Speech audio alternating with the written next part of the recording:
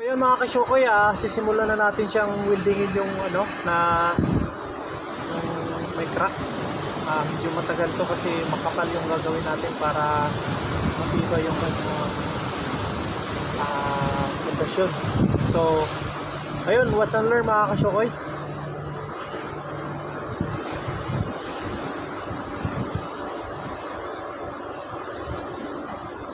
Ito pala yung gagamitin natin na welding rod, 7018.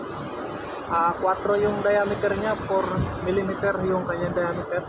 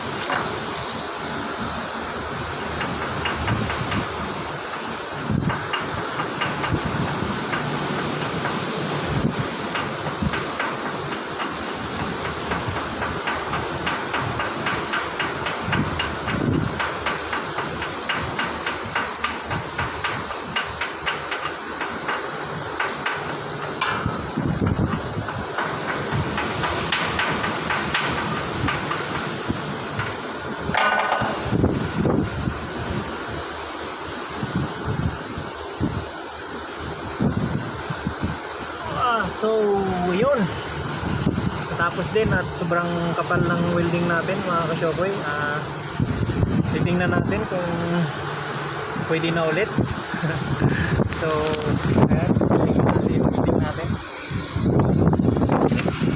So yan, ayan na, natapos na natin ang ating welding. So yan, ayan, ito yung lock weld natin, vertical. Tapos ito naman, yung mga patong-patong na marami hanggang taas yan na horizontal yan mga kasyokoy. So ayan yung ano natin, napakakapal. At ganun din sa kabila. So ayan, kung papansin nyo, yan lock weld din. Lock weld din, ito horizontal. Yan. So paikot yan pag ganun yung tira natin horizontal. So kailangan pag mga ganito mga kasyokoy, ito yung lock weld. Pagkatapos mo mag-weld ng horizontal, lock weld mo siya pa vertical. So yan yung tinatawag na lock weld. Sa mga baguhan lang na welder, sa mga matatagal na, alam na rin naman yan. Tapos dito yung sa kabilang side, yan, ito rin siya. So yan, makapal din yan. So kabila naman, titirahin din natin dito sa kabila. Yan dito, paikot din yan. So medyo matagal-tagal matrabaho ito mga kasyokoy. O yan, kukuha muna ako ng aking safety harness kasi medyo delikado doon.